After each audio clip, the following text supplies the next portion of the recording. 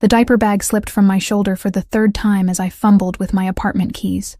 Luca whimpered against my chest, his tiny fist gripping my olive green blouse like it was the only solid thing in his world. Maybe it was. Inside, the air hung stale and cold. I'd forgotten to adjust the thermostat before leaving for work this morning. Another thing on the endless list of tasks I couldn't quite manage to complete. Single motherhood was a relentless tide, and I was drowning one unwashed dish at a time. I set Luca down in his playpen, watching him immediately reach for the plastic rings that hung from the padded edge. 7 months old now, almost 8. He'd started trying to pull himself up last week, determined little thing. His dark hair stuck up in wild tufts, and when he looked at me with those deep brown eyes, I saw him. Giovanni. Every single time. 15 months since the divorce. 15 months since I'd walked away from the marble floors and crystal chandeliers and the suffocating silence of a marriage that looked perfect from the outside, but felt like dying slowly from the inside. My phone buzzed. Jessica, probably. She'd been texting all afternoon, worried because I'd mentioned Luca seemed fussier than usual. I ignored it, heading to the kitchen to warm up the bottle I'd prepared that morning. The microwave hummed, filling the quiet apartment with something that almost sounded like companionship. Boston had seemed like the right choice back then. Far enough from New York that I wouldn't accidentally run into Giovanni at some restaurant or gala. Close enough to civilization that I could still build a career. I'd found work at a mid-sized corporate law firm, nothing glamorous. But it paid the bills. Barely. The rent was due next week. I tried not to think about the number in my checking account, the way it seemed to shrink faster than I could replenish it. Daycare alone cost more than my first apartment out of law school. Luca started crying. That sharp wail that meant he was genuinely upset, not just fussy. I grabbed the bottle and returned to him, lifting his warm weight into my arms. He latched onto the bottle immediately, but his forehead felt hot against my chin. Too hot. I pressed my lips to his temple, the way my mother used to check my temperature when I was young, before the accident. Before I became an orphan at 24 and had to figure out how to be an adult without a safety net. Luca was burning up. "It's okay, baby," I murmured, carrying him to the bathroom. "Just a little fever. We'll get you some medicine." But even as I said it, dread coiled in my stomach. I'd given him infant acetaminophen 2 hours ago. It should have brought the fever down by now. The thermometer beeped. 103.2 degrees Fahrenheit. My hands shook as I pulled out my phone, Googling symptoms with one hand while cradling Luca with the other. Every result seemed worse than the last. Meningitis, sepsis, brain damage from prolonged high fever. I called the pediatrician's office. Voicemail. Of course. It was past 6 on a Friday evening. Jessica's name appeared on my screen again. I answered this time. "Lauren, I've been trying to reach you. Is everything okay? Luca has a fever. 103.2. I don't know what to do." My voice cracked, betraying the panic I'd been trying to suppress. "Take him to the ER. Now. Don't wait." She was right. I knew she was right. But the thought of the hospital bills, the copays I couldn't afford, the questions they might ask about his father, about why I was doing this alone, it all pressed down on me like a physical weight. "Lauren, are you listening? Take him now." "Yeah, okay, I'm going." I grabbed the diaper bag again, shoved in extra clothes for Luca, his favorite stuffed rabbit with one ear that he'd chewed until it was gray and damp. My wallet, insurance card, keys. The elevator in my building was broken again. I took the stairs, counting each one, focusing on the physical effort to keep the fear at bay. 4 flights. Luca's cries had quieted to a weak whimper that scared me more than the wailing. Outside, Boston's October night had turned vicious.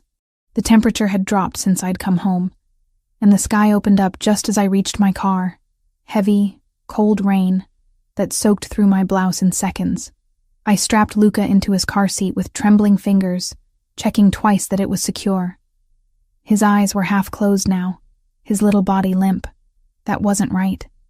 He should be fighting, crying, doing something other than this terrible stillness. "Stay with me, Luca. Please stay with me." The hospital was 12 minutes away. I made it in 8, running 2 red lights and not caring about the consequences. Let them give me tickets. Let them arrest me. None of it mattered if Luca wasn't okay. The emergency room entrance glowed harsh and bright against the stormy darkness. I ran through the automatic doors, rain still streaming down my face, mixing with tears I hadn't realized I was crying. I need help. My son, he has a high fever, and he's not responding normally. The triage nurse took one look at Luca and called for immediate assistance. Suddenly we were surrounded by people in scrubs, asking questions I could barely process. Age, weight, medical history, allergies. Is the father present? Someone asked. I froze. The question I'd been avoiding for 15 months, the lie I'd been living, it all came crashing down in that sterile hospital corridor. No, it's just me. They whisked Luca away through double doors I wasn't allowed to pass. A kind-faced woman in purple scrubs guided me to a small room with harsh lighting and plastic chairs that had been sat in by too many desperate people before me. Someone will be with you shortly to get more information. Try to stay calm. Stay calm. As if that was possible when my entire world was 7 months old and burning up somewhere beyond those impenetrable doors. I collapsed into one of the chairs, my wet clothes leaving dark patches on the plastic. My phone buzzed again. Jessica checking in. I couldn't bring myself to answer. What would I even say? The minutes stretched like taffy, elastic and endless. I stared at the motivational poster on the wall, something about hope and healing, and wanted to rip it down. Hope didn't pay medical bills. Hope didn't cure mysterious fevers. Hope was a luxury I'd lost somewhere between the divorce and this moment. A doctor appeared, young, tired-looking, with kind eyes behind wire-rimmed glasses. Ms. Grant, I'm Dr. Sullivan. Your son is stable for now, but we need to run some tests. His fever is concerning, and given his age and symptoms, we want to rule out some serious infections. What kind of infections? Meningitis is our primary concern. We'll need to do a lumbar puncture. The room tilted. A spinal tap? It's the only way to know for certain. But I need you to authorize the procedure, and I need complete medical history, particularly his father's. Does he have any history of immune disorders, genetic conditions, anything we should know about? Giovanni's face flashed in my mind. Strong jaw, dark eyes that missed nothing, the scar on his chin from a fight he'd never explained. I knew almost nothing about his medical history. He'd never shared that kind of vulnerability with me. Never let me past the carefully constructed walls he'd built around himself. I don't know, I admitted. His father and I aren't in contact. Is there any way to reach him? This could be crucial. Blood type alone might help us. And if there are any genetic factors we should be aware of, we need that information. My throat closed. For 15 months, I'd kept Luca's secret. Told myself it was for the best. Giovanni had made it clear he didn't want children. Had shut down every conversation I'd tried to have about our future. When I'd discovered I was pregnant a month after the divorce was finalized, I'd been standing in a new apartment in a new city, starting a new life. Telling him had seemed like surrendering that fresh start, like giving him power over me again. But this wasn't about me. This was about Luca. I can try to reach him, I heard myself say. Dr. Sullivan nodded, relief evident in his expression. Please do.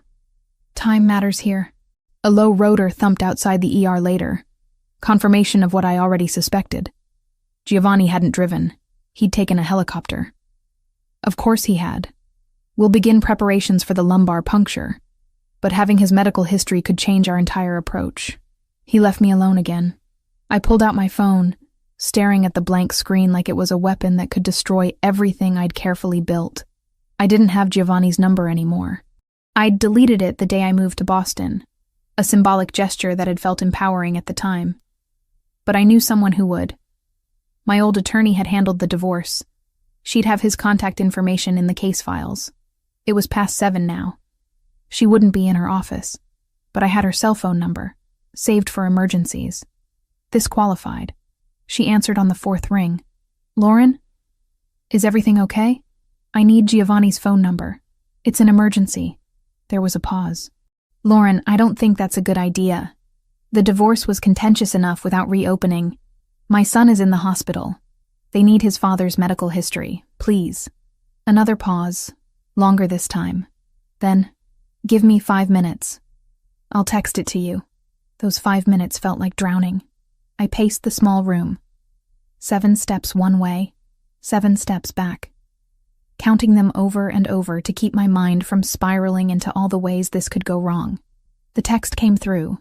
A number I'd once known by heart, had seen light up my phone with promises he'd never kept, plans he'd cancel at the last minute, apologies that meant nothing because the pattern never changed. I stared at it for a full minute before my fingers started dialing. Each number felt like stepping off a cliff. No way back. Only the terrifying freefall ahead. It rang once, twice, 3 times. Then his voice, deeper than I remembered, rough with something that might have been sleep or irritation. "Who is this?" I'd rehearsed this moment 1,000 times in my head. Different versions of this conversation where I was strong, collected, in control. Every single version shattered the moment I heard him speak. "Giovanni, it's Lauren. I need to tell you something." Silence stretched across the line, thick and dangerous. I could hear him breathing, controlled but alert. Giovanni had always been like that. Instantly awake, instantly aware.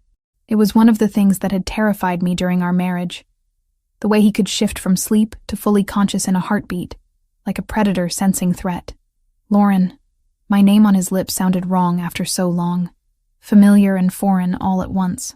"How did you get this number?" "That doesn't matter. I need your medical history, right now." "Excuse me?" My voice cracked despite my best efforts to stay composed. "Blood type, genetic conditions, immune disorders, anything that could be relevant. I need it immediately." "Why would you possibly need my medical history at—" I heard rustling, probably him checking a clock. 7:30 at night after 15 months of radio silence. The double doors swung open. Dr. Sullivan appeared, his expression urgent. He pointed to his watch, mouthed the word, "time." "Because our son is in the hospital with a 103-degree fever, and they think it might be meningitis, and they need to know if there are any genetic factors before they do a spinal tap." The words tumbled out in one desperate breath. The silence that followed was different. Absolute, like the moment between lightning and thunder, when the entire world holds still. "What did you just say?" "We have a son. His name is Luca. He's 7 months old. And he's sick. I need your medical information now or they can't treat him properly." 7 months. His voice had gone flat, emotionless in a way that scared me more than anger would have. "You've had a child for 7 months and you never told me." "Giovanni, I know you're angry, but right now I need—" "Where are you?" "Boston General Hospital, but don't move. I'll be there in 3 hours." 3 hours? That's impossible. It's a 4-hour drive and— I said 3 hours. Give the phone to the doctor. I looked at Dr. Sullivan, who'd been hovering nearby, clearly hearing every word through the hospital quiet. I handed him the phone with shaking hands. "This is Dr. Sullivan." His professional mask slipped into place. "Yes, sir. The patient is stable, but we're concerned about bacterial meningitis. We need comprehensive medical history, particularly— Yes, blood type AB negative. Any history of— I see. And immunodeficiencies? No family history. That's helpful. Yes. We'll prepare for your arrival." He ended the call and handed my phone back, his expression unreadable. "AB negative. That's rare. Less than 1% of the population. Your son inherited it from his father. Is that why you needed to know? It could affect treatment protocols and blood product availability if we need transfusions." Mr. Moretti was very thorough. He also mentioned he's bringing his own medical team. His own team? Dr. Sullivan's gaze sharpened slightly. "Ms. Grant, who exactly is your ex-husband?" I opened my mouth and closed it again. How did I explain Giovanni? Successful businessman was technically true, but laughably inadequate. Dangerous man involved in things I'd never fully understood. More accurate, but not something you said to a doctor in a hospital. He's well connected. He has resources. Clearly. Dr. Sullivan made a note on his tablet. In the meantime, we're moving forward with the lumbar puncture. The medical history he provided gives us better parameters to work with. You can see Luca for a few minutes before we begin the procedure. But then you'll need to wait outside. He led me through a maze of hallways to a small pediatric room where Luca lay in a hospital crib, looking impossibly tiny, surrounded by monitors and IV lines. Someone had changed him into a hospital gown, decorated with cartoon animals that would have been cheerful in any other context. His eyes were closed, his breathing shallow but steady. The fever had left his cheeks flushed, his hair damp with sweat. I reached through the crib bars and took his small hand, his fingers instinctively curling around mine even in sleep. "I'm sorry," I whispered. "I'm so sorry, baby. I should have told him from the beginning. I should have been braver, but you're going to be okay. Your father is coming, and he's going to make sure you get everything you need." A nurse entered quietly, began checking the monitors. She had kind eyes, the sort that had probably seen too many scared parents in rooms like this. "He's a fighter, your little one. Strong grip, good vitals considering the fever. We'll take good care of him. Thank you. You should try to rest while you can. Once your husband arrives, it sounds like things might get complicated." "Ex-husband," I corrected automatically. She gave me a knowing look. "Honey, I've been doing this for 23 years. No man flies across state lines in 3 hours for an ex-wife's baby unless that baby is his. And no man reacts the way your doctor described his reaction unless he's about to turn this hospital upside down." She left me alone with Luca for 5 more minutes before another nurse came to take him for the procedure. I kissed his forehead, breathed in his baby smell of milk and soap, and let them wheel him away. Back in the waiting room, time turned elastic again. I tried Jessica's number. It went to voicemail. Probably asleep by now, like any reasonable person at 8 o'clock on a Friday night. I didn't leave a message. What would I even say? The storm outside had intensified. I could hear thunder rattling the windows, see lightning flash across the dark sky. Appropriate weather for the moment, my carefully constructed life began to collapse. Giovanni was coming. Giovanni, who I'd loved desperately and left decisively. Giovanni who'd shut me out of every part of his real life while expecting me to play the perfect wife in public. Giovanni, who'd made it abundantly clear he didn't want children when I'd tried to discuss our future. I'd asked him once, 6 months into our marriage, if he ever thought about having a family. We'd been in bed, one of the rare nights he'd actually been home before midnight, and I'd felt brave enough to broach the subject. "Why would I want that?" he'd said, not unkindly, but with absolute finality. "Children are targets, liabilities. Anyone in my position knows better than to give the world that kind of leverage." I hadn't understood what he meant then.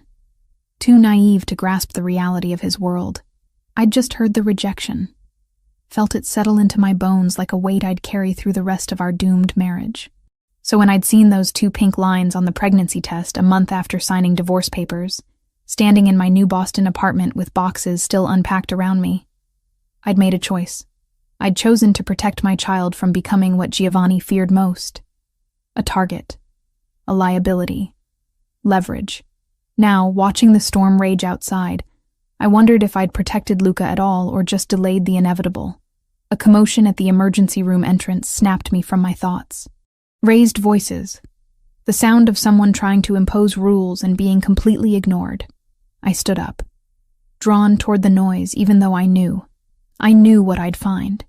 Giovanni Moretti strode through the emergency room like he owned it. And maybe he did. Maybe he owned half of Boston, and I'd just never known. He wore a black suit despite the hour, perfectly tailored, not a thread out of place. His dark hair was slightly damp from the rain, pushed back from his face in a way that highlighted the sharp line of his jaw, the scar on his chin that I'd once traced with my fingers in the dark. Behind him came 3 other men, also in suits, moving with the same predatory grace. One of them carried a medical bag, the private doctors he'd mentioned. His eyes found mine across the crowded emergency room. The world seemed to contract to just that moment, that look. I saw fury there, barely contained, but underneath it, something else. Fear. Raw and real and so unlike him that I almost didn't recognize it. He crossed the distance between us in seconds. I'd forgotten how tall he was, how his presence could fill a space and make everything else feel small. "Where is he?" "They're doing the lumbar puncture. We have to wait." "Show me where." "Giovanni, they won't let you back there. They have protocols." I don't care about their protocols. That's my son, and I'm not waiting in a room with outdated magazines while he's going through a medical procedure alone. He's not alone. He has nurses and doctors, and he doesn't have his parents. Giovanni's voice dropped to something dangerous. 15 months, Lauren. You kept my son from me for 15 months. You said you didn't want children. I said children were dangerous in my world. I never said I didn't want them. I said I couldn't afford to have them because people would use them to get to me. He stepped closer, and I could smell his cologne, cedar, and something darker. And you proved me right by running away the second you found out you were pregnant. That's not fair. You never let me in. You never told me anything real about your life. How was I supposed to— Ms. Grant! Dr. Sullivan appeared, looking between Giovanni and me with obvious concern. Mr. Moretti, I presume. Giovanni's mask snapped back into place, fury replaced by cold control. Where is my son? The procedure is complete. We're running cultures now, but I can take you to see him. Both of you. We followed Dr. Sullivan through the hospital in tense silence, Giovanni's presence beside me like a storm barely contained. When we reached Luca's room, Giovanni stopped in the doorway, his entire body going still. I saw what he saw. Our son, small and vulnerable, hooked up to machines, fighting an invisible enemy. Luca had Giovanni's dark hair, his nose, the shape of his mouth. Looking at them in the same room left no doubt about paternity. Giovanni moved forward slowly, like approaching something precious and breakable. He stood beside the crib, one hand gripping the rail so tight his knuckles went white. Hello, Luca, he said softly, and his voice cracked on our son's name. I'm your father, and I'm never leaving you again. 3 weeks passed before I could bring Luca home from the hospital. 3 weeks of antibiotics and monitoring and tests that confirmed bacterial meningitis, caught early thanks to Giovanni's rapid arrival and his team of private specialists who descended on Boston General like a well-organized invasion force. Luca recovered. Giovanni didn't leave. He'd taken a suite at the Four Seasons, 5 blocks from my apartment, and appeared every single morning at 7 o'clock sharp with coffee I hadn't asked for, and a determination I couldn't fight. He wanted custody. Not shared, not visitation. Full custody, with me as the visitor in our son's life. You kept him from me for 7 months, Giovanni said on day 4 of his Boston occupation. We were in my living room, Luca asleep between us in his portable crib, oblivious to the war being waged over his future. You made that choice. Now I'm making mine. You can't just take him. I have lawyers who disagree. He pulled out a folder, laid it on my coffee table like evidence in a trial. DNA test results, medical records showing you didn't list a father, financial statements proving I can provide better care, character witnesses who'll testify about my stability. Stability? You run a criminal organization. I run several legitimate businesses. Import-export, real estate development, construction firms, all perfectly legal. His voice stayed level, controlled, but I could see the anger simmering beneath. What I do in my private life has never been proven in any court of law. Because you pay people off or threaten them. Because I'm careful. He leaned forward, and I caught that scent again, cedar and danger. I'm also Luca's father. He deserves to know me. To grow up in my world, protected and provided for. Your world nearly killed him. You said it yourself. Children are targets in your life. And you proved me right by keeping him secret. How long did you think that would last, Lauren? How long before someone noticed him? Traced him back to you, figured out who his father was. The question hit harder than I wanted to admit. I'd been so focused on keeping Luca away from Giovanni that I hadn't considered what happened if Giovanni's enemies found out about him first. I want to be part of his life, I said, hating how my voice wavered. He's my son. Then come to New York. What? Move back. Let me provide security, medical care, everything he needs. You can see him every day. Be his mother without the financial strain that's clearly destroying you. I looked around my apartment, seeing it through his eyes. The second-hand furniture, the stack of unpaid bills on the kitchen counter, the water stain on the ceiling from the leak I couldn't afford to fix properly. He wasn't wrong about the strain. Every month was a calculation of which bill to pay late, which necessity to sacrifice. I'm not taking your money, Then work for it. Giovanni sat back, and I saw the negotiation tactics I'd once watched him use in business dinners during our marriage. My companies need legal consultants. Corporate law, compliance, contracts, all legitimate work. I'll pay you what you're worth, which is considerably more than whatever firm is currently underpaying you. You want me to work for you? I want my son to have both parents in his life. I want you to stop struggling to survive. And yes, I want you close enough that I can make sure you're both safe. His jaw tightened. The world I live in doesn't care about divorce papers or good intentions. If someone wants to hurt me through Luca, they'll go through you to get to him. Separately, you're both vulnerable. Together, under my protection, you're assets I can secure. We're not assets. No, you're the mother of my child. And he's everything I didn't know I needed until I saw him lying in that hospital bed. Giovanni's voice dropped, becoming something raw that reminded me of the man I'd fallen in love with before the walls went up. I missed 7 months of his life, Lauren.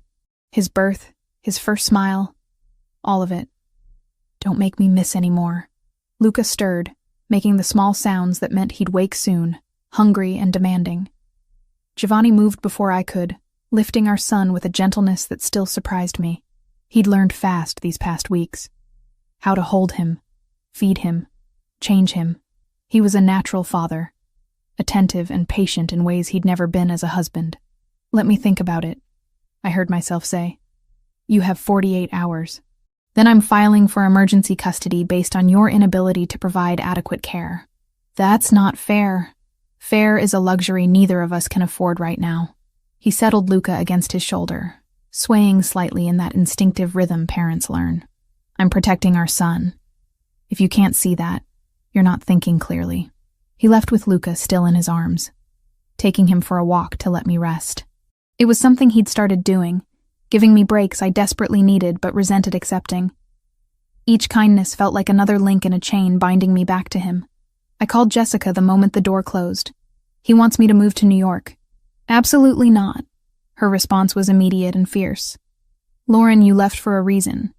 Don't let one emergency erase 15 months of healing. What if he's right? What if Luca is safer with Giovanni protecting him? Safer from what? Giovanni is the danger. You know what he is? What he does. I know he loves Luca. Saying it out loud made it real. Undeniable. I see it every time he looks at him. He's not faking that. Jessica sighed. The sound of someone who'd watched her best friend make this mistake before. Love doesn't cancel out danger. It just makes the danger harder to see. But I was already seeing beyond the danger to the possibilities. Luca with the best medical care, the best schools, never worrying about rent or food, or whether I could afford new clothes when he outgrew the old ones. And yes, there was another thought I wouldn't admit to Jessica. Giovanni and I, together again, but different this time. Partners instead of strangers wearing wedding rings. I spent 2 days researching. Not just Giovanni's legitimate businesses, but everything else. The Cartel de Sinaloa he'd mentioned casually one afternoon, describing a territorial dispute that had been simmering for 2 years. The Russian organizations he'd negotiated truces with, the network of families and alliances that made up his world. That's when I found the FBI field office number, listed publicly for tips and information. I dialed it from a burner phone I'd bought with cash, keeping my voice steady as I reported unusual activity I'd witnessed near the Boston docks. Men speaking Spanish, watching shipping containers. I gave dates and times, descriptions generic enough to be useful without revealing how I knew. 3 days later, Special Agent Thomas Reed called my actual cell phone. Ms. Grant, this is Agent Reed with the FBI. I understand you've been providing information about suspected cartel activity in the Boston area. My blood went cold. I don't know what you're talking about. The prepaid you used pinged a tower near your block. We also ran a voice print on the tip line call.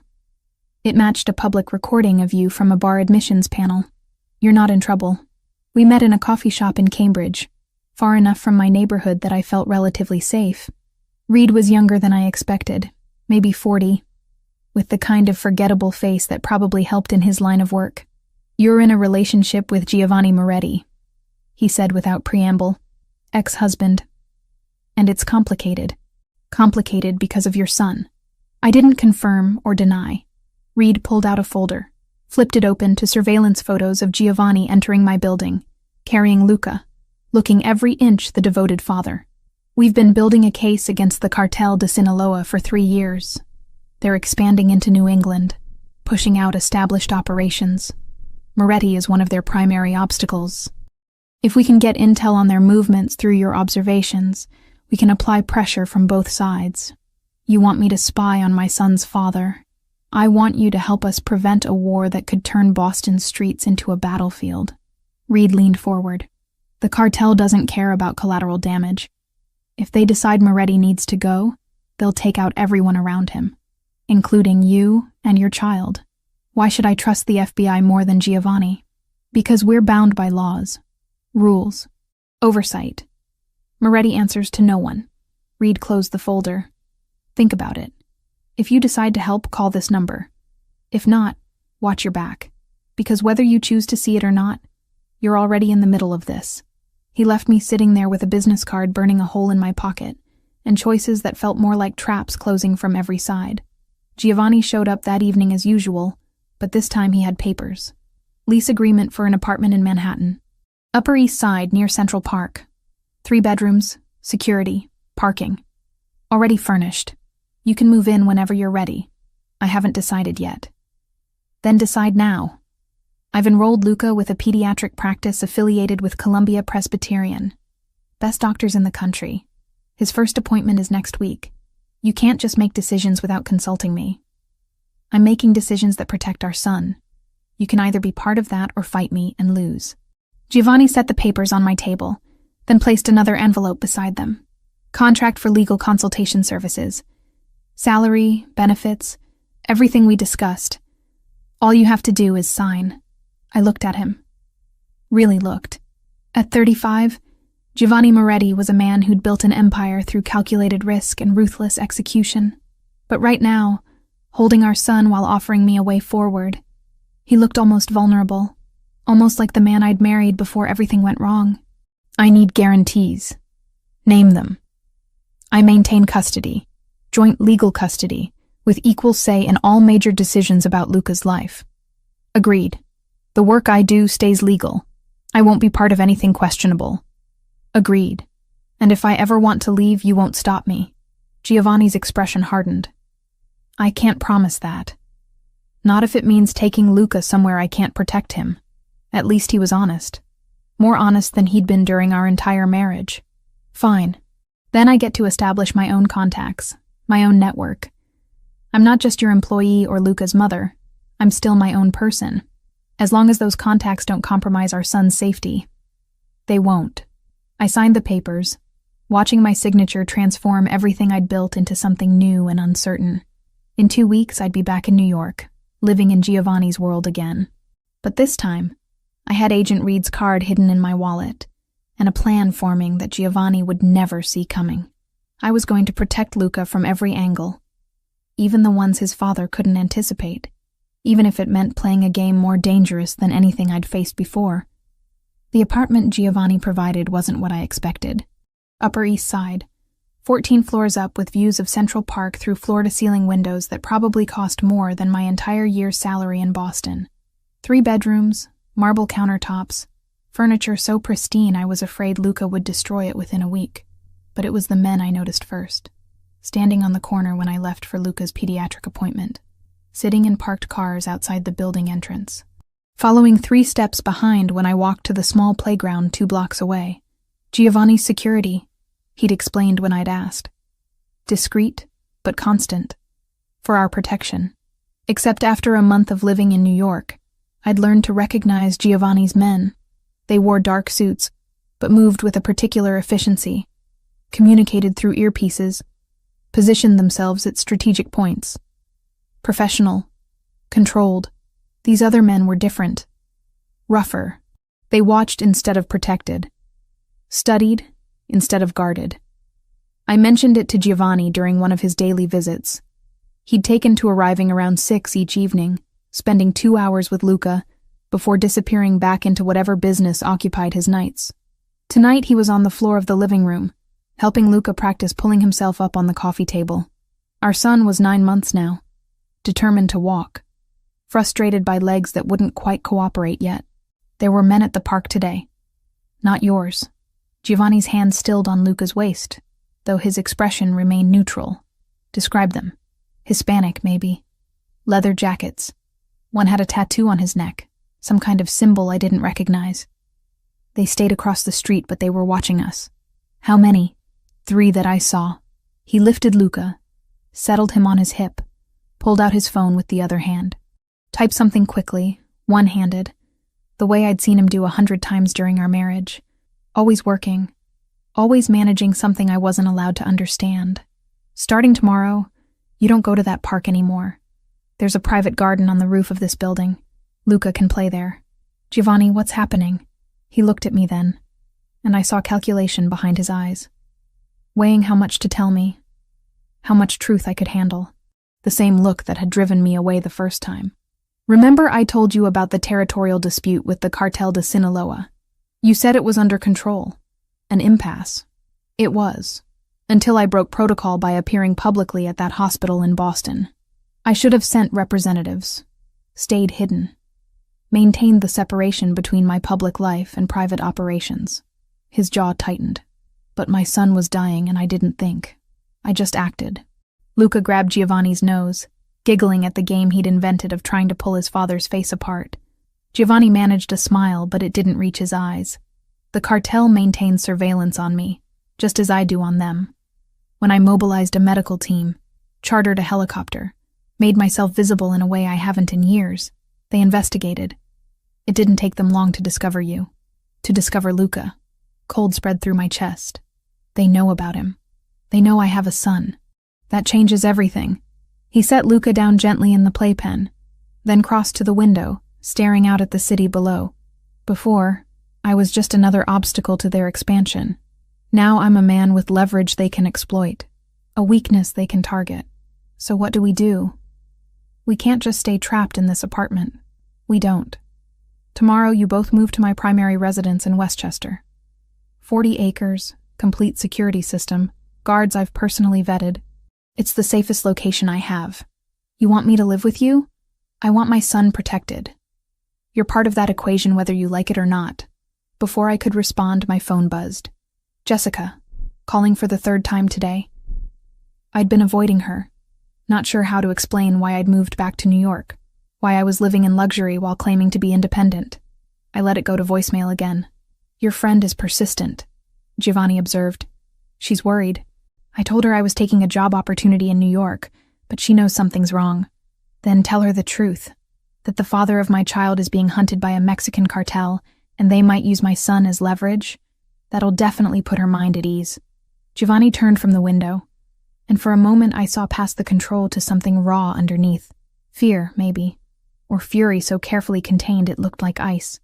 I never wanted this for him. For you. It's why I kept you away from my real life during our marriage. Why I shut you out instead of letting you in. Because the moment you became part of my world, truly part of it, you became a target. You're telling me this now? I'm telling you this because you deserve to know what you're walking into. Moving to Westchester isn't just changing apartments. It's accepting that your life is permanently entangled with mine. That Luca will grow up behind walls and security cameras. That normal isn't an option anymore.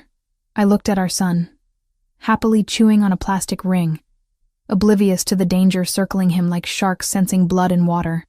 I thought about Agent Reed's card hidden in my wallet, about the choice I'd already made to play both sides of this war. When do we leave? Tomorrow morning. I'll have everything arranged. That night, after Giovanni left, I called Jessica back. She answered on the first ring. Finally. I was about to drive to New York and hunt you down myself. I'm sorry. Things have been complicated. Complicated how?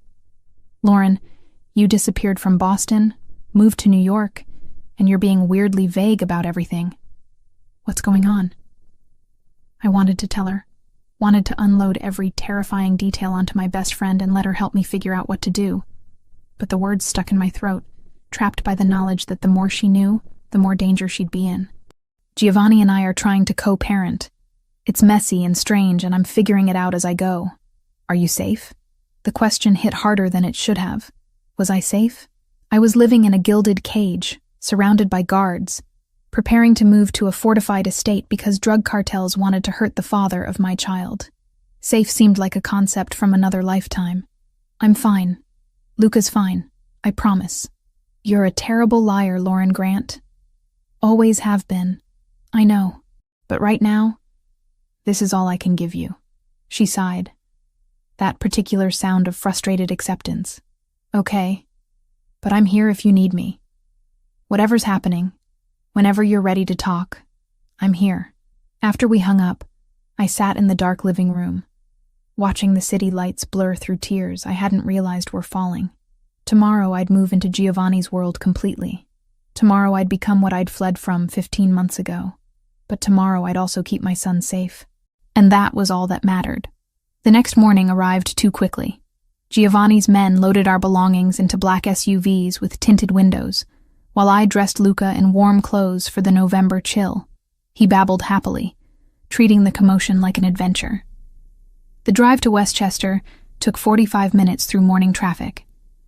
I watched the city give way to suburbs, then to estates hidden behind stone walls and iron gates. Giovanni's property appeared suddenly, the gate sliding open before our vehicle even stopped.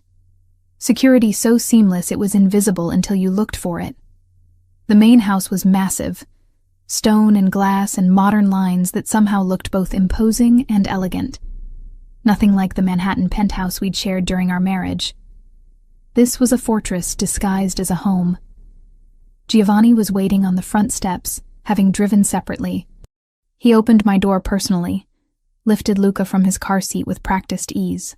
"Welcome home," he said, and I hated how the words made something in my chest ache with a longing I thought I'd buried. Inside, the house was all clean lines and expensive minimalism, but there were touches I recognized from our marriage. The painting he'd bought at an auction in Milan. The coffee table we'd picked out together in the brief period when he'd let me help decorate our shared space. I had a room prepared for Luca on the second floor. Yours is across the hall. I assumed you'd have put me in a different wing entirely. I want him close, and you need to be close to him. His dark eyes met mine. This isn't a prison, Lauren. You have full access to everything. The security is to keep threats out, not to keep you in. But as I explored the house that afternoon while Luca napped, I saw the cameras, the reinforced doors, the panic buttons disguised as light switches. This was a beautiful prison. The walls were just made of marble instead of bars. That night, I texted Agent Reed from a burner phone I'd bought before leaving Boston. Moved to Westchester, Moretti's primary residence. Cartel-confirmed surveillance. May have more information soon. His response came immediately. Be careful. You're in the center of the target now. I deleted the messages, destroyed the SIM card, and went to check on Luca. He slept peacefully in his new nursery, surrounded by monitors and guards and every protection money could buy. And I wondered if protection and prison were really that different after all. 6 weeks in Giovanni's fortress changed me in ways I didn't want to acknowledge. The nightmares started the second week. Always the same. Men with tattoos and cold eyes taking Luca from his crib while I stood frozen, unable to move or scream. I'd wake gasping, drenched in sweat, checking his nursery monitor obsessively until dawn painted the sky gray. Giovanni found me on one of those nights, curled in the hallway outside Luca's room at 3 a.m. I hadn't heard him approach, too focused on watching my son's chest rise and fall through the crack in the doorway. How long have you been sitting here? I jumped, pressing a hand to my racing heart. I don't know. An hour, maybe. He crouched beside me, still dressed despite the hour. Always working, always managing threats I couldn't see. The same dream? I'd mentioned the nightmares once, casually, pretending they didn't matter. Of course he'd remembered. Giovanni forgot nothing. They feel so real. I can see their faces. Hear Luca crying for me. Come on. He stood, offered his hand. You can't sleep in the hallway. I can't sleep anywhere. Then we'll sit somewhere more comfortable while you don't sleep. I let him pull me up, too exhausted to argue. We ended up in his study, a room I'd avoided since moving in. It smelled like him, cedar and leather, and that indefinable scent that brought back memories of better nights in our marriage. He poured 2 glasses of whiskey, handed me one without asking. I took it, let the burn chase away the lingering panic from the dream. It's getting worse, I admitted. During the day, I check on him constantly. Every sound makes me think someone's breaking in. I know it's irrational. The security here it's not irrational. It's survival instinct. Giovanni settled into the chair across from me, his face half shadowed by the single lamp burning on his desk. You witnessed a real threat. Your brain is trying to protect Luca by staying hyper-alert. It's normal. Normal would be sleeping through the night. Normal died the moment you became part of my world. The bitterness in his voice surprised me. I studied him across the dim space, seeing exhaustion etched into the lines around his eyes, tension in shoulders that never fully relaxed. Do you have nightmares? I asked. Every night for the last 20 years. About what? He swirled his whiskey, watching the amber liquid catch the light. About all the things I've done, the people I've hurt, the choices that can't be undone. His eyes lifted to mine. About losing the few things that matter. The air between us felt charged, heavy with words neither of us dared speak. This was the Giovanni I'd glimpsed during our marriage, the one who existed beneath the control and calculations. Vulnerable and raw and utterly human. Why did you really shut me out? The question escaped before I could stop it. During our marriage, why didn't you let me in? Because letting you in meant making you a target. Every vulnerability I showed you was information someone could use against me. Against us. He leaned forward, elbows on his knees. My father taught me that lesson early. Love is weakness in my world. Family is liability. The moment you care about something, you give your enemies ammunition. But you have Luca now. You clearly care about him. And look what happened. The cartel discovered him within weeks. If I'd kept you both at arm's length, hidden, separate from my operations, they never would have known. His jaw clenched. I proved my father right by choosing emotion over strategy. You're not your father. No, I'm worse. Because I knew better and I still couldn't stay away. Luca's cry through the baby monitor shattered the moment. I stood quickly, grateful for the interruption, for an excuse to escape the intensity of Giovanni's gaze. I'll get him. Let me. Giovanni was already moving, taking the stairs 2 at a time. I followed, watching him lift our son with a gentleness that still caught me off guard. Luca had started pulling himself up on furniture, determined little fists gripping anything stable while his legs wobbled beneath him. Hey, little man. Bad dream? Giovanni swayed slightly, that unconscious rhythm parents learn. Luca settled immediately, stuffing his thumb in his mouth. Your mother has those too. Must be genetic. Trauma, not genetics. In our family, they're the same thing. I wanted to argue but couldn't. Giovanni's world was violence disguised as business, power maintained through fear. And now Luca was part of it, whether I wanted him to be or not. Over the following weeks, I threw myself into work. The legal consultation Giovanni had offered turned out to be legitimate, complex corporate contracts for his import businesses. I worked from a home office he'd set up, researching compliance issues and reviewing documents while Luca played nearby. But I also continued feeding information to Agent Reed, conversations I overheard, patterns I noticed in Giovanni's schedule, mentions of territories and shipments. Nothing concrete, nothing that would directly incriminate Giovanni, but enough to help the FBI build their case against the cartel. The guilt ate at me every time Giovanni showed me kindness, every time he was patient with Luca, every time I caught him watching us with something that looked dangerously close to contentment. One afternoon, Giovanni found me in the library. Luca had just taken 3 full steps before plopping down on his diaper-padded bottom. So proud of himself, he'd clapped his own achievement. He's walking early. 9 months is ahead of schedule. Determined, like his father. Giovanni picked Luca up, tossed him gently in the air until our son shrieked with laughter. The sound filled the huge house, made it feel less like a fortress and more like a home. I've been thinking, Giovanni said, still playing with Luca, about what you said before we moved here. About wanting guarantees. I remember, I can't promise safety. I can't promise normal, but I can promise honesty. He set Luca down, let him practice his wobbly walking between furniture pieces. No more secrets between us. You ask me something, I'll tell you the truth. Any question? Any question. I tested him. How many people have you killed? Directly? 3. Indirectly? Through orders I've given? I stopped counting after 20. The casual admission should have horrified me. Instead, I felt something like relief. He was being honest, finally, after years of walls and deflection. Do you regret it? Some of them. Not all. The world I operate in doesn't allow for much regret. What about us? Do you regret our marriage? His eyes found mine, held them. I regret how I handled it. I regret shutting you out when I should have trusted you with the truth. But marrying you, he shook his head slowly. That's the only thing I've done right in the last 10 years. My breath caught. Luca chose that moment to lose his balance, falling forward. Giovanni caught him smoothly, lifting him onto his hip. Bedtime for you, troublemaker. I followed them upstairs, watched Giovanni handle bath and pajamas and bedtime stories with practiced ease. He'd learned fast, adapting to fatherhood like he adapted to everything else, with focus and determination. After Luca fell asleep, I retreated to my room, called Jessica on the encrypted phone Giovanni had given me for personal use, not knowing he probably monitored all calls anyway. How's the gilded cage? Jessica asked instead of hello. Complicated. That's been your answer for 6 weeks. I need more than complicated. So I told her. Everything. The cartel, the threats, Giovanni's world, the violence simmering beneath the surface of his legitimate businesses.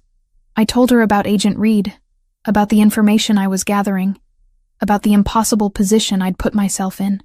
Lauren, this is insane. You need to get out. I can't. Luca is safer here than anywhere else. Is he? Or are you just telling yourself that because you're falling for Giovanni again? The accusation landed hard because it was true. I was falling, had been falling since that first night in the hospital, when he'd looked at our son with such fierce devotion. He's different than he was during our marriage. Or maybe he's just showing you the parts he kept hidden before. That doesn't mean the dangerous parts went away. I know what I'm doing. Do you? Because from here it looks like you're playing both sides.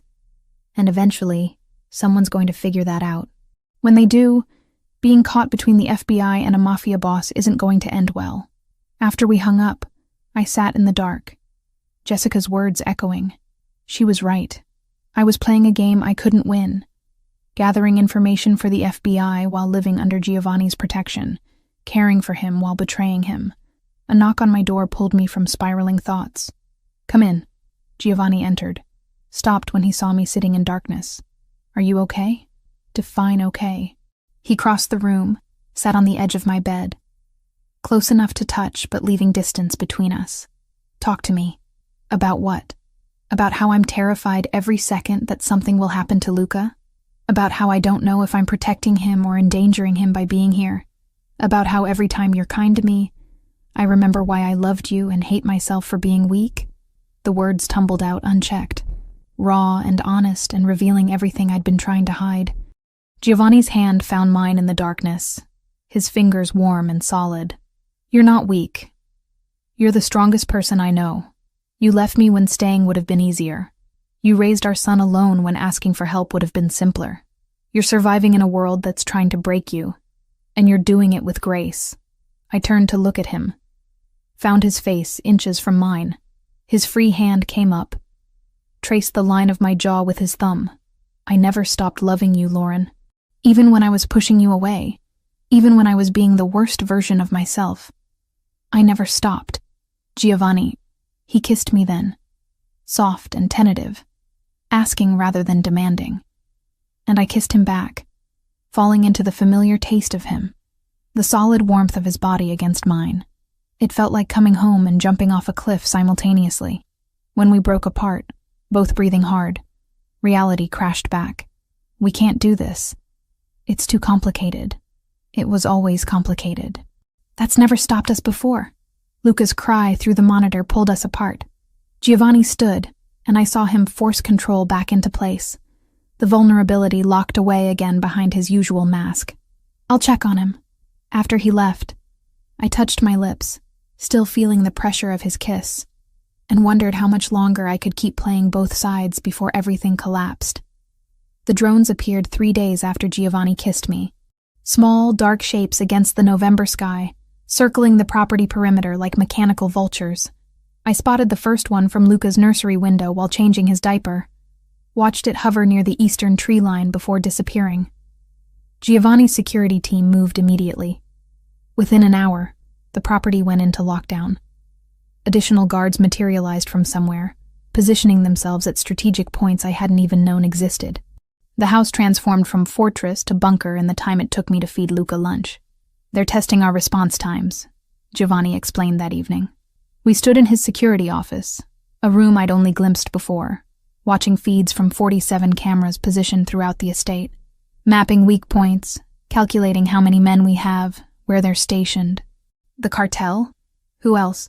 He zoomed in on footage from the north gate, enhanced the image until I could see tire tracks in the mud. They've been quiet for weeks. I should have known that meant they were planning something. Luca sat in a portable playpen we'd brought down, stacking blocks with intense concentration. Almost 10 months old now, he'd mastered walking and was working on running, much to everyone's anxiety. He had no concept of the danger surrounding him, no understanding that men with guns watched his every outdoor appearance through scopes and surveillance equipment. What happens now? Now I meet with them, face to face, neutral territory. Try to negotiate before this escalates into open war. Giovanni's jaw clenched. The muscle jumping in a way I'd learned meant he was calculating odds, running scenarios. The meeting is set for next week. That's insane. You just said they're mapping the property? This could be a trap. It's definitely a trap. The question is whether I can turn it to my advantage. Over the next week, I watched Giovanni prepare with the same meticulous attention he'd once applied to legitimate business deals. He met with his most trusted people, men whose names I was learning, whose faces had become familiar. They spoke in Italian sometimes. Rapid exchanges I couldn't follow but understood were about strategy and contingencies, and who to trust if everything went wrong. I threw myself into helping the only way I could. Giovanni's import businesses were legitimate fronts, but they still required legal compliance. Contracts that would hold up under federal scrutiny. I reviewed every document, flagged potential vulnerabilities, suggested language that would protect his interests without crossing into obviously illegal territory. "You're good at this," Giovanni said one night. We were in his study, surrounded by papers, Luca asleep in his portable crib near the fireplace. Better than the lawyers I've been paying premium rates for years. Because I actually care about keeping you out of prison. Do you? He looked up from the contract he'd been reading, his dark eyes catching the lamplight. Care about keeping me out of prison? The question felt loaded with more than he was asking. I met his gaze, refused to look away even though my heart hammered against my ribs. I care about Luca having his father. The rest is complicated. Everything with us has always been complicated. He wasn't wrong. Since that kiss, we'd been dancing around each other, carefully maintaining distance while the air between us stayed charged with tension. I'd catch him watching me when he thought I wasn't looking. He'd find excuses to brush past me in hallways, his hand landing on my lower back in that possessive way that made my breath catch. But we hadn't crossed that line again. Not with so much uncertainty. Not with the cartel circling and Agent Reed waiting for information I still hadn't figured out how to provide without destroying everything. Speaking of which, Reed had been persistent. 3 encrypted messages in the past week alone, each more urgent than the last. The FBI knew about the upcoming meeting. They wanted details, location, timing, anything that would let them set up their own surveillance. I'd been stalling, claiming I didn't have access to that information. It was partly true. Giovanni kept the specifics close, sharing only what I needed to know. But I could have asked. Could have used the trust he was rebuilding with me to extract what Reed wanted. I just couldn't bring myself to do it. "I've been thinking," Giovanni said, pulling me from my spiral of guilt, "about what happens if the meeting goes badly. Don't. Lauren, we have to be realistic. These men want me dead or weakened. They want access to my territory, my operations. The only thing stopping them from making a move is uncertainty about how my organization would respond to my death. So don't give them the chance. I have to end this. I can't raise Luca in a war zone. Can't have you both living behind walls and cameras forever." He stood, crossed to where I sat, crouched down so we were eye level. But if something happens to me, I need to know you and Luca will be protected. Nothing's going to happen to you. Maybe not. Probably not. But I didn't survive this long by failing to plan for worst-case scenarios. He pulled a folder from his desk drawer, handed it to me. Legal documents. Full custody to you. Trust fund for Luca. Access to accounts that will keep you comfortable for the rest of your life. Instructions for my second-in-command about your protection. My hands shook as I opened the folder, saw my name on page after page of legal text. He'd thought of everything, anticipated every possibility except the one where I couldn't imagine him gone. Giovanni, you don't have to do this now. Yes, I do. Tomorrow I meet with the cartel's leadership. Tomorrow I walk into a situation where I'm outnumbered and relying on honor among thieves to keep me breathing. Tonight, I make sure my son is protected no matter what. Luca stirred in his crib, making the small sounds that meant he'd wake soon. Giovanni went to him automatically, lifted him with the gentle competence that still caught me off guard. Our son blinked sleepily, then smiled at his father with such pure joy it cracked something open in my chest. Hey, troublemaker, did we wake you? Giovanni swayed slightly, that unconscious rhythm. Your mama and I are just talking about boring grown-up stuff. Nothing for you to worry about. But I was worried. Terrified, actually. The thought of Luca growing up without his father, of Giovanni walking into danger tomorrow and not walking back out, made it hard to breathe. Stay, I heard myself say. Tonight. Stay with us. Giovanni's eyes found mine over Luca's head. Lauren, I don't want to be alone tonight. I don't want you to be alone. Whatever happens tomorrow, tonight we should be together. He nodded slowly, something raw and vulnerable crossing his face before he controlled it. Okay. We took Luca upstairs together, went through the familiar bedtime routine that had become our shared ritual. Bath, pajamas, story time. Luca fought sleep like he always did, determined not to miss anything, until finally his eyes drifted closed and his breathing evened out. Giovanni stood over the crib for a long time after, just watching our son sleep. I stood beside him, our shoulders touching, both of us silent with thoughts too heavy to speak aloud. I never thought I'd have this, Giovanni finally said. A family. Someone to come home to. Someone who made all the violence and danger feel worth surviving. You have it now. Do I? He turned to face me fully, his hand coming up to cup my cheek. Because some days I think you're only here for Luca. That you're tolerating me because you have to, not because you want to.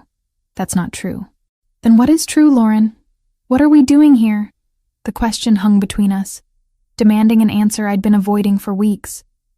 But tonight, with danger looming and uncertainty pressing in from all sides, I couldn't hide behind fear anymore.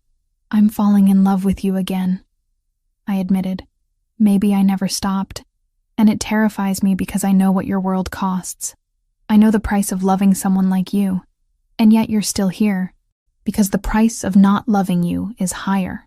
Giovanni kissed me then, deep and claiming and full of everything we'd been holding back.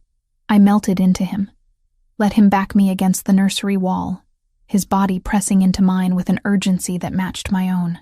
Not here, I gasped against his mouth. Luca, my room. We barely made it down the hall, stopping twice to kiss against walls, hands already working at buttons and zippers. Inside his room, with the door closed and locked, we came together with the desperate intensity of people who knew how fragile this moment was, how easily it could be stolen. Afterward, tangled in his sheets with his heartbeat steady under my ear, I felt the weight of everything I hadn't told him, about Agent Reed, about the information I'd been gathering, about the choice I'd made weeks ago to play both sides. I need to tell you something, I started. Tomorrow. Giovanni's arms tightened around me. Whatever it is, we'll deal with it tomorrow. Tonight, just let me have this. Let me have you, without complications or confessions or anything except this. So I stayed quiet, let him hold me through the night, and prayed that tomorrow wouldn't destroy everything we'd just begun to rebuild. Giovanni left before dawn. I woke to an empty bed, his side still warm, and found a note on the nightstand written in his precise handwriting, taking care of business. Be home for dinner. I promise. The promise felt fragile, like glass I was terrified to touch. I spent the morning trying to maintain normalcy for Luca's sake. Breakfast, playtime, morning nap. But my hands shook when I lifted him. My attention fractured between his babbling and the clock ticking toward whatever was happening in that warehouse across the river. Giovanni had told me the location last night, whispering it against my hair in the dark. An abandoned industrial complex in Newark. Neutral ground where neither side held advantage. Or so they claimed. He'd kissed me one more time before leaving, lingering at the doorway like he was memorizing my face. By noon, I couldn't take the waiting anymore. I pulled out the encrypted phone, texted Agent Reed with trembling fingers. Meeting happening now. Newark Industrial District, warehouse complex off Route 1. Cartel and Moretti. This is it. His response came immediately. FBI already positioned. We've had surveillance on that location for weeks. Stay put wasn't a suggestion. It was procedure, the kind that keeps civilians breathing. Whatever happens, stay where you are. Let us handle this. But I couldn't just sit there while Giovanni walked into an ambush. Because that's what this was. I could feel it in my bones. The cartel had been too quiet, too accommodating about meeting terms. They wanted him vulnerable, wanted him away from his fortress where they could strike. The call came at 1:15. Not Giovanni. One of his men, voice tight with controlled panic. Mrs. Moretti, there's been an incident. The boss is hurt. We're bringing him back now. You need to prepare. My vision tunneled. How bad? Gunshot wound, shoulder. He's conscious, stable, but he needs medical attention we can't provide in transit. We'll be there in 20 minutes. I moved on autopilot after that. Called the private doctor Giovanni kept on retainer, told him to get to Westchester immediately. Cleared the dining room table, laid out clean towels and medical supplies I'd learned to keep stocked. Asked one of the security guards to take Luca to the nursery, away from whatever was about to walk through that door. Then I called Agent Reed back. Giovanni's hurt. The meeting was an ambush. Your people need to move now before the cartel disappears. We're already moving. Multiple arrests in progress. Lauren, you did the right thing. This information, I don't care about that right now. Just make sure they can't hurt him again. I hung up, stood at the window watching the driveway. Every second felt like an hour until finally, black SUVs appeared, moving fast but controlled. They pulled up to the entrance and men poured out, surrounding a figure being half-carried between two others. Giovanni, blood soaking through his shirt, face pale but set in determined lines. When he saw me standing in the doorway, something in his expression cracked. I kept my promise, he said, voice rough. I came home. The next 4 weeks blurred into a haze of recovery and revelation. The doctor removed the bullet, stitched Giovanni back together with the clinical efficiency of someone who'd done this before. No hospitals, no official reports, just another injury in a life built on violence. Agent Reed called 3 days later with updates. The FBI had arrested 7 members of the cartel's leadership during simultaneous raids across 3 states. The timing had been perfect, Reed explained, because Giovanni's meeting had drawn key players into one location while his information about their operations had provided targets for the other raids. Your cooperation was invaluable, Reed said.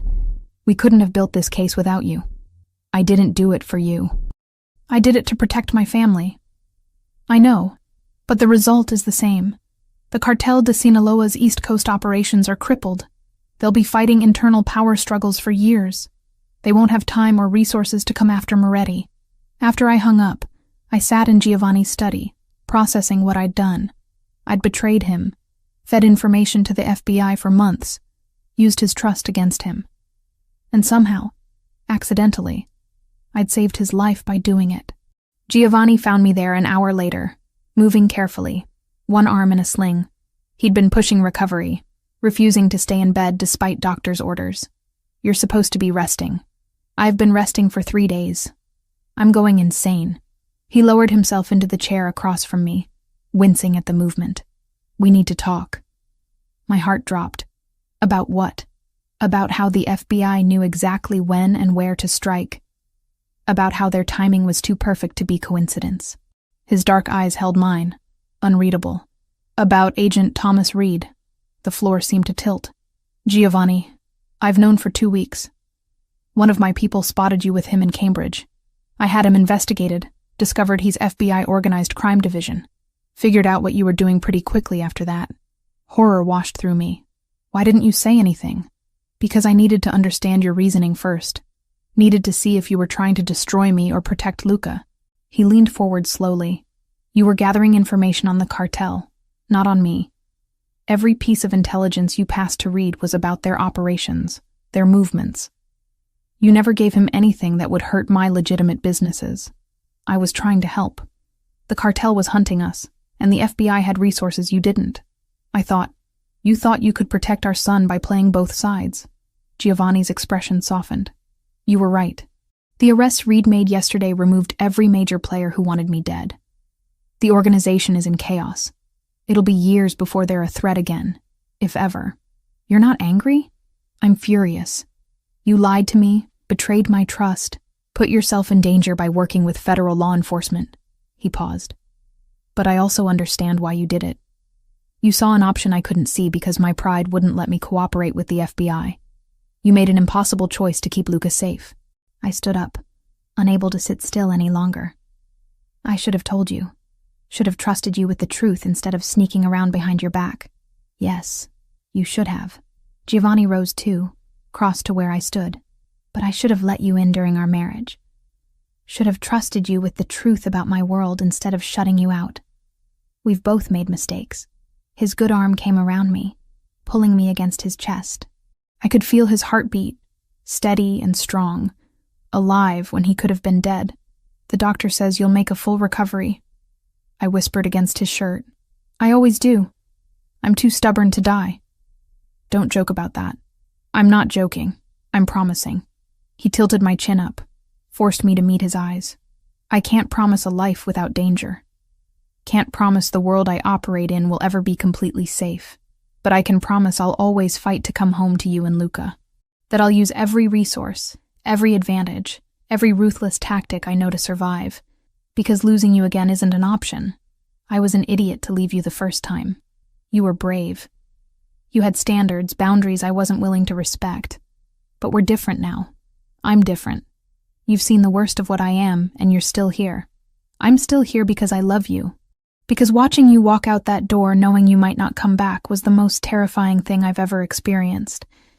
Because I'd rather live in danger with you than in safety without you. He kissed me then, deep and claiming and full of promise. When we broke apart, both breathing hard, I saw something in his expression I'd never seen during our marriage. Not just love or desire, but partnership. Respect. Trust earned through fire and blood and impossible choices. Reed wants me to testify if any of the cartel cases go to trial, I said eventually. Will you? Only if you're okay with it. Only if it won't put us in more danger. Giovanni considered, his strategic mind already calculating angles. Testify. Help them build airtight cases. The more cartel leadership we keep locked up, the safer Luca is. I'll provide additional security during any trial proceedings. You're really okay with me cooperating with the FBI? I'm okay with you doing whatever keeps our family safe. Even if it means working with people I'd normally consider enemies. He smiled slightly. Besides, having contacts in federal law enforcement might prove useful in the future, as long as they understand the boundaries. Over the following weeks, Giovanni healed, and our life found new equilibrium. The cartel's leadership remained in federal custody, charged with racketeering, drug trafficking, and attempted murder. The organization splintered into factions fighting for control, too busy with internal wars to threaten us. Giovanni's legitimate businesses thrived without the constant pressure of territorial disputes. I continued my legal work, now officially consulting for both his companies, and occasionally for the FBI when cases overlapped with organized crime. We weren't normal, would never be normal, but we were together, and we were safe, and that was more than I'd ever dared hope for. One evening, I found Giovanni in Luca's nursery, watching our son sleep. Almost 11 months old now, Luca was walking everywhere, getting into everything, fearless and determined like his father. What are you thinking about? I asked quietly, about how this almost didn't happen. How I almost lost both of you because I was too proud to let you in. Giovanni's hand found mine. About how lucky I am that you gave me a second chance. We gave each other a second chance. He pulled me close, and we stood there together watching our son dream. Two people who'd survived impossible odds to build something worth fighting for. 3 months after Giovanni's recovery, I stood in the legal department of Moretti Import-Export, reviewing compliance documents for a shipment from Milan. The office was mine, positioned on the 3rd floor of his Manhattan headquarters with views of the Hudson River. Real work. Legitimate work. Building something that wouldn't crumble under federal scrutiny. Mrs. Moretti, there's a call for you on line 3. I still hadn't gotten used to being called that again. We'd remarried 6 weeks ago. A small ceremony at the Westchester estate with Jessica as my only attendant, and 5 of Giovanni's most trusted people as witnesses. No elaborate gown, or hundreds of guests this time. Just vows spoken with complete honesty, promises we both intended to keep. Jessica had flown in from Boston, meeting Giovanni properly for the first time. I'd watched her study him over dinner, searching for the monster she'd imagined from my stories. What she found instead was a man who discussed Luca's developmental milestones with genuine enthusiasm, who asked about her life with real interest, who treated me like an equal partner rather than a possession. He's not what I expected, she'd told me later, helping me prepare for the ceremony. He's still dangerous, still part of a world I don't understand. But the way he looks at you, Lauren, that's real. I know. Are you sure about this? Really sure? I'd taken her hands, held them tight. I've never been more certain of anything. Now, I picked up the phone, already smiling because I knew who it was before the caller spoke. I'm stealing you for lunch, Giovanni said without preamble. Luca wants to show you something. He's 14 months old. What could he possibly need to show me? Come home and find out. Home. The word still felt new and precious, weighted with meaning it hadn't held during our first marriage. Home wasn't just the estate in Westchester anymore. It was wherever Giovanni and Luca were. The family we'd built from ashes and second chances. I found them in the garden, despite the February cold. Luca bundled in a puffy jacket that made him look like a tiny astronaut. Giovanni crouched beside him with a child-sized soccer ball. Our son kicked it with enthusiastic inaccuracy, then shrieked with laughter when it rolled away. Again, Luca demanded, his vocabulary expanding daily. Giovanni retrieved the ball, positioned it carefully. Like this, remember? Kick with the inside of your foot. Luca kicked with his toe instead, sending the ball wobbling across the grass. He chased after it on sturdy legs, fearless and determined. So much like his father, it made my chest ache. He's going to be trouble, I said, joining Giovanni. He already is. Giovanni straightened, pulled me against his side. His shoulder had healed completely, no lingering weakness from the bullet wound. Just another scar added to the collection he carried like a roadmap of survival. But he's ours. Mama. Luca abandoned the ball, ran to me with arms outstretched. I caught him, lifted him despite the growing heaviness in my belly. 4 months pregnant now, moving more carefully, but not willing to miss moments like these. You're getting so big, I told him, kissing his cold cheeks. Soon you'll have a baby brother or sister to teach soccer. Baby, Luca agreed, patting my stomach with surprising gentleness. He'd been fascinated by the pregnancy, pressing his ear against my belly to listen, talking to his unborn sibling in his own language. This pregnancy was different from the first in every way that mattered. Planned, celebrated, shared. Giovanni had been at every doctor's appointment, his hand in mine during ultrasounds, his voice steady when I'd panicked about complications or worried I couldn't love another child as much as I loved Luca. You have an infinite capacity for love, he'd told me. That's your superpower. That's what makes you strong enough to survive my world. Agent Reed had closed his investigation 2 months ago, satisfied with the convictions they'd secured. The cartel's East Coast operations remained in shambles, leadership imprisoned or dead, the organization too fractured to pose immediate threat. Reed had offered me permanent consultant status with the FBI, which I'd declined. I was done playing both sides, done with the weight of secrets. Giovanni and I had built something better. Partnership based on honesty. However brutal that honesty sometimes was. He told me about his businesses, the legitimate and the questionable, trusting me to understand the difference and help maintain the boundaries. I told him my fears, my doubts, my moments of wondering if I'd made the right choice. "I never wanted this life for you," Giovanni had said during one of those vulnerable late-night conversations. "I wanted to give you safety, normalcy, everything you deserved. I wanted partnership. I wanted to be seen as your equal, not something precious to protect. You're giving me that now. That's everything." Luca squirmed to be put down, returned to his soccer practice with single-minded determination. Giovanni and I stood together watching him, my back against his chest, his arms around me, and the child growing inside me. "Do you ever regret it?" I asked. "Letting me back in? Taking the risk of having a family? Every single day?" I turned in his arms, ready to argue, and saw the smile tugging at his mouth. "I regret every moment I wasted keeping you at arm's length during our first marriage. Every choice I made out of fear instead of love.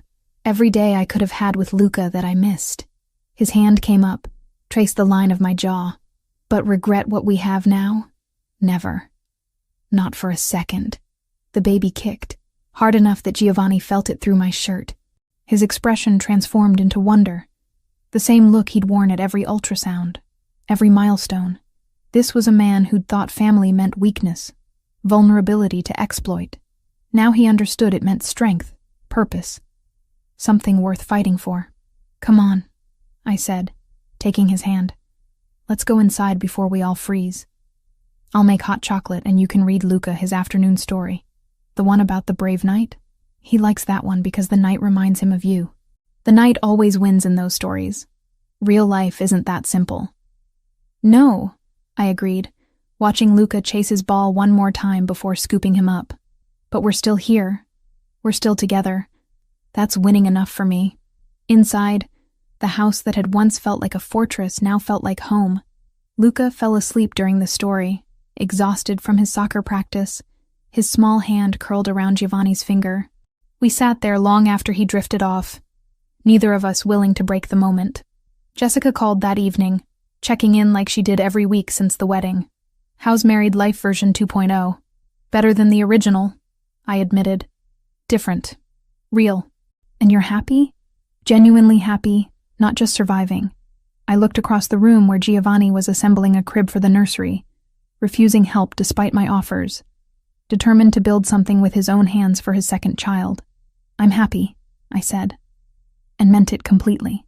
After we hung up, Giovanni abandoned the crib to join me on the couch, pulling me against him with the casual possessiveness I'd learned to treasure instead of resent. "I love you," he said quietly. "I don't say it enough. But I love you more than I thought I was capable of loving anything. I know. I love you too." Outside, snow began to fall, coating the grounds in white, muffling the world beyond our walls. Tomorrow would bring new challenges, new threats Giovanni would have to navigate, new choices we'd face together. But tonight, we had this: family, truth, love built on foundation of scars and survival, and stubborn refusal to give up on each other. My phone buzzed with a text from the legal department about a contract needing review. Giovanni's buzzed with something he'd handle in the morning. Luca stirred in his crib upstairs, settling back to sleep without waking. The baby kicked again, reminding me of the future growing inside me. This was our life now. Complicated, dangerous, imperfect, but ours. And I wouldn't trade it for any version of safety that meant losing him.